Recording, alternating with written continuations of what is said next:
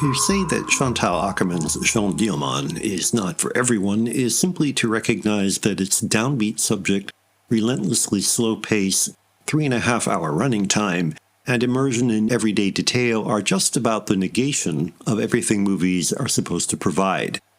And yet, there is an irony in that characterization, for if Jeanne is not for everyone, it is certainly about the average middle-class viewer, because it grounds a feminist invective in a milieu so completely realized that it is impossible to deny its familiarity.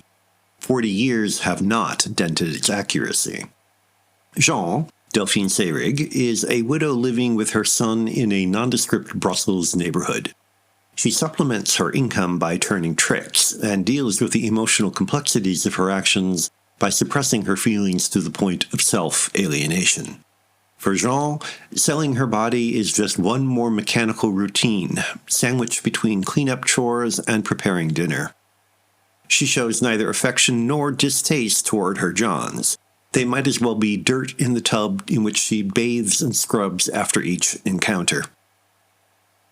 The situation is similar to Godard's 2 or 3 Things I Know About Her, but where that film indicts the consumerism that forces the protagonist into prostitution, Akerman focuses on the deadening routines of Jeanne's life. The cooking, cleaning, shopping, and dusting are shown in detail and in virtually real time, so that all those actions usually left out of a movie become, if not the subject, then at least the film's foundation. Yet because Dielman is fiction, not a documentary, Akerman can select and refine, expose the mundane and, deliberately or not, make it unexpectedly fascinating. When, for example, Jeanne makes a meatloaf, the camera sits on Seyrig as she folds the meat over, adds an egg, some flour, then continues to fold and shape the ingredients until they are thoroughly mixed and ready to cook.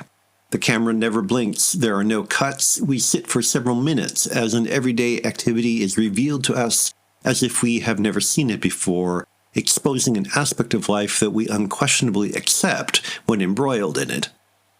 The results demonstrate how expectations of right behavior and roles are a form of oppression so intimately woven into the fabric of daily life that we take them for granted, do not see them, and cannot recognize their cost.